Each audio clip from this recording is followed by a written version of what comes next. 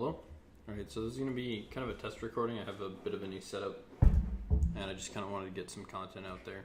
So, I'm planning on, for this video, just going to talk about Monk a bit. I just came back to playing Legion, and I did the pre-order for the next expansion, so I figured I would boost something, and I was like, I guess I'll just play Monk, fuck it. It seems like fun. I'm bored. And so I mainly play Warriors, so this is going to be like my perspective on Monk and a bit of talking about Legion, but I'm going to be going over PvE, PvP, and a bit of my experiences getting into the class. So I guess the first thing I'll say is that role-wise, Warrior, it used to be Bruiser.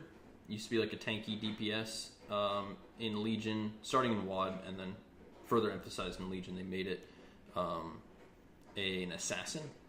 Like, I would say like a kind of tanky assassin, but a lot less tanky than it used to be, and much higher damage potential and burst.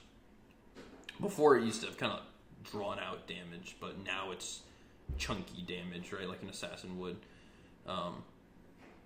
And Monk is that lithe, quick fighter assassin type character, so I'm actually super squishy, but I have way more burst, and it's pretty controlled.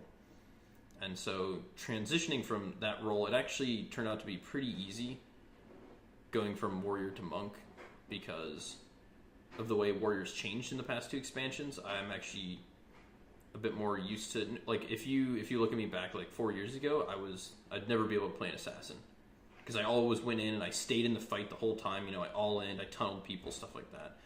But the changes with Warrior and Legion actually made me learn the game differently, and it actually made it easier to pick up Monk. And so that's the first thing. I'll go over a bit of my journey that's happened with these talents, which has been kind of interesting. When I first made the character about 2 weeks ago, I think now. Maybe a week. Was it a week ago? It might have been, I don't remember. It was a week or two ago or something like that. It's very recent. I only have, I'll try and show it here. It's 3 days, 10 hours played on this character. So I started off using Eye of the Tiger and Chi Burst when I first made it. I used Chi Burst because I'd seen it in PvP tournaments. I saw Seth Curry use it and it looked fun. And I just boosted, so I was like, it looks cool. Turns out it's just, like, why would you... It's just shitty to stand still and cast something. Unfortunately. I actually think it's a really cool move and it's fun. But it's just like... You just... Like, as a monk, as a lithe fighter assassin, why do you stand still? You don't want to stand still. So, Eye of the Tiger is what I ended up running just because it's brain dead. And I'll tell you why I switched to what I did. I ended up switching to Chi Wave. Tiger's Lust I knew was OP. I kind of tested the other two. They just feel kind of shitty on Monk. On DPS Monk. I don't know, like, I don't like him. But I also PvP, so maybe in PvE, like, Chi Torpedo is super good. But in PvP, Tiger's Lust just owns with the root removal, and it's utility, timing, it's controlled. That's what's really powerful about it, honestly. Like, Chi Torpedo just augments your natural roll, and it actually makes distance weird. Whereas this gives you another button that you can save for when you need to use it, as opposed to something that you're already using being augmented with these two. So I think that's why I've always thought Tiger's List is powerful. Energizing Elixir, I started off using Ascension. It made the most sense. It looks like energy regen seemed good when I first made the character. I was like, wow, energy regen, that's awesome. It must be good. I look up some stuff. I see on Icy Veins, it's like use Power Strike, so I use that. I was like, wow, this is super overpowered. You just Tiger's Palm and insta Fist of Fury because of the extra generation on your opener, or in PvP and PvE both. It's super powerful. You know, when you pull a bunch of adds, you don't have to go Tiger's Palm, Blackout Kick, Tiger's Palm, or something, you know, to get your Blackout Strikes and your Mastery proccing. You basically can do this on the second global rather than the fourth global. You can do the Fist of Fury. That was really powerful. And then later, now I end up using this. This I took Leg Sweep because I'm used to playing against monks, and I knew that Leg Sweep was the best. And same for healing elixirs. Yeah. I don't really care about PvE viability for these kinds of things. So I'm mainly looking at PvP for these two. And then 90, I've actually tried all three of these. I started off with Zwen because I thought it was cool, and I really, really hate this mastery. I hate it because it forces you into a specific playstyle that you're already doing, but now you're forced into it. And so it's like, because of your mastery being increased damage, whereas your abilities deal 47 when they are not repeat of the previous ability, you're already alternating abilities, and that stacks up your hit combo. But it's like, if you don't have hit combo, there's situations where maybe you just want to Tiger's Palm twice or something like that, and it's fine because Tiger's Palm doesn't do a ton of damage anyway, so you don't really care if you get the mastery off of it, and you just want to generate the points, right? Really hardcore. If you like, there's basically situations where I was like trying to use my brain to think about, hey, maybe it's good to just spend some energy here, get rid of some energy, and get points for it, get my combo points, and this talent actually makes that impossible to do. It makes it so you can't think, and it turns it into a rotation, and it takes away the brain of the class. That's what I think. Brain is in, there is some limited amount of strategy you could do using energy and combo points and spamming Tiger's Palm, something like that. Or maybe you blackout kick twice just for some extra burst or something. It's kind of shitty, right? Because that's where you actually want the mastery. But there are these things that you could do, in theory. And there are some situations where I was playing where I actually wanted to do it. But when I take this mastery, it's immediately ruled out because the value of losing this buff by doing that is huge. It's so bad. It's so bad. It's actually better just to wait a couple seconds to keep the buff going than to lose it. It's just it feels so shitty. But this, because you're kind of doing it anyway, except for these really random niche circumstances, it seems like a super easy overpowered pick. And so I didn't want to take it, even though I knew it was amazing. So I took Swen. Swen feels like shit. Who cares about Swen? It doesn't feel impactful. It's not fun. And it's every 3 minutes, which sucks. It's longer than Touch of Death. Why is it longer than Touch of Death? Touch of Death is like 50 times better than Swen. And then Rushing Jadewind, I actually tried. Holy shit, this feels so shitty. Oh my god. Are you kidding me? Why? Why would anyone want to use this? Maybe it's good. They're changing it in BFA where it doesn't cost chi, it costs energy, thank god. But fuck, man. Making it cost chi super feels bad. Definitely not fun. So, then, in this last tier, I was doing Serenity. Of course. Because that's what I'd seen in PvP all the time, was Serenity. And it wasn't until recently that I switched to Whirling Dragon Punch. Serenity, obviously overpowered, or so it seems. I actually think it's really fun. But it turns out that when Serenity first came out, it was like Storm, Earth, and Fire was kind of shit, and Serenity was insane. This gave you like a really easy setup. It was amazing in PvP because you could Strike of the Windlord, Rising Sun Kick, Fists of Fury, Rising Sun Kick, all in the Touch of Death. And it would work out perfectly with the cooldown timings. And it would also reduce your Strike of the Windlord cooldown during that time, which was really powerful. And so you'd get like a massive Touch of Death off, and it would just one-shot people. And then they nerfed the shit out of it in PvP. I think it only does like 10% increased damage instead of 45. And yeah, and so I thought this was dumb. Chi Orbit's obviously shit. Are you kidding me? Like, I have the ring. I have the Chi Orbit ring. Garbage. Disgusting garbage move. Fucking dumb.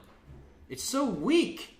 How is it in the same tier as these two? It's actually insane. If you put this in like the 60 or the 4, I don't know, right? Lower tiers, makes sense. Maybe even 90. Maybe even 90. But in the 100 tier versus Whirling Dragon Punch and fucking Serenity, what a joke. Chi Orbit's a fucking joke, dude. It's not even that bad. It's comparatively. It shouldn't be here. It doesn't belong here. So, yeah. Basically, I was. This is what it looked like. I was here, and yeah. So this is what I was like before. And now, I took Chi Wave because it keeps my hit combo up. I can go Tiger's Palm. I'll actually go over here. That's kind of a pain. I guess I'll go to this one. But basically, you can Tiger's Palm and Chi Wave and Tiger's Palm, and it keeps your stacks going. And I was like, oh, that's actually really powerful. It gives me insane... It actually technically increases my damage because it allows me in certain niche circumstances to not have to wait for other cooldowns to come up and keep my hit combo going, which is overpowered, compared to these two, which don't do either of those.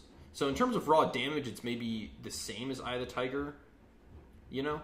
But in terms of utility, I think it's infinitely better. So that's why I take it.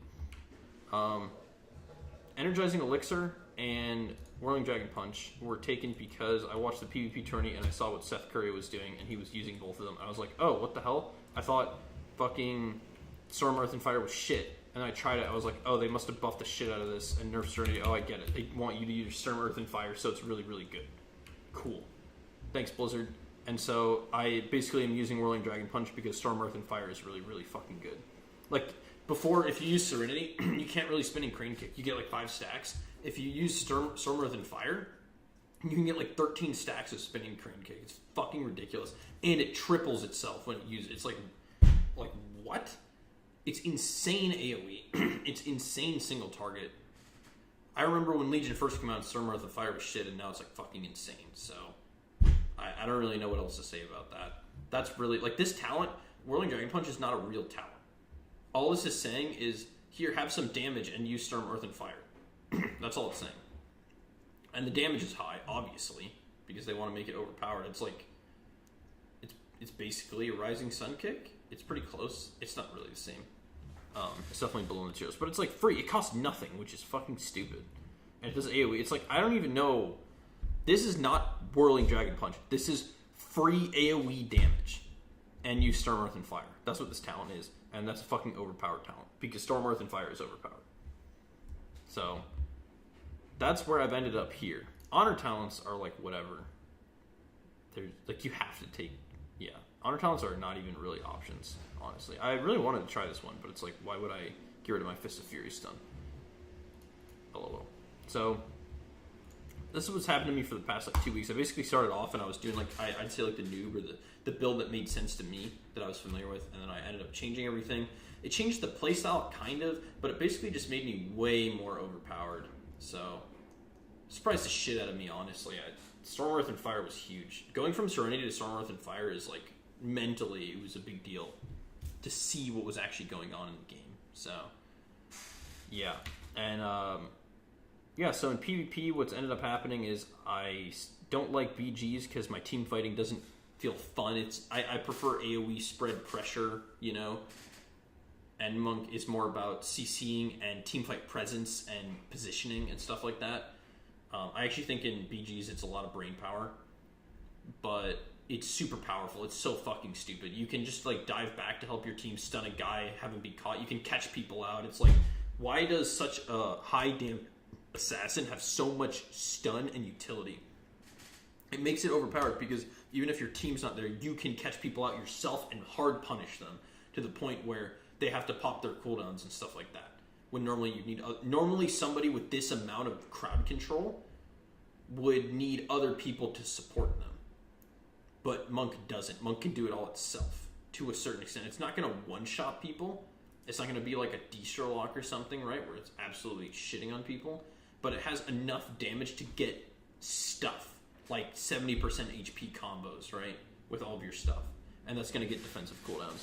And that's the same ends up being true in arenas where it looks like it's bad because it's a cheesy assassin, but you have so much control with Transcendence and your Flying Serpent Kick that lets you spin around because you can move with Tiger Style in it.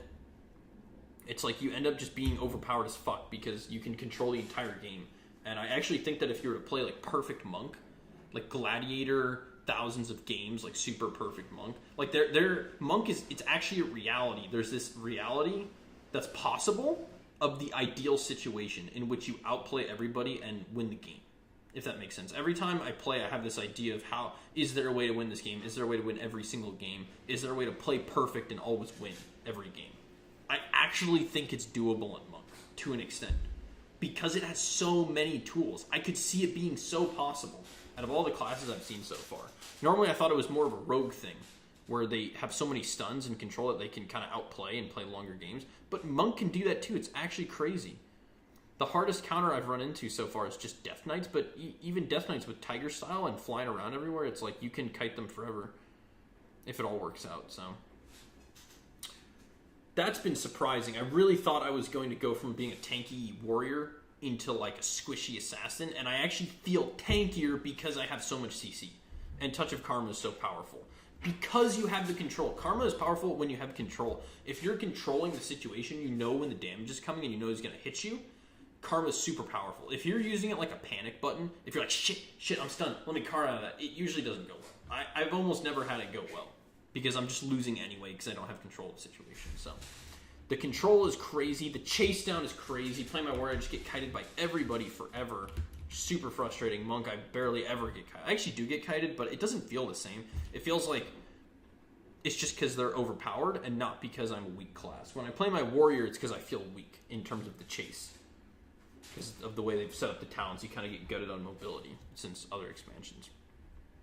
Yeah. Anyway, that's what's been going on with me. I'm going to be raiding tomorrow night, and so I hope in the future, after doing more PvP and getting into raids, to give a more like in-depth technical approach to Monk.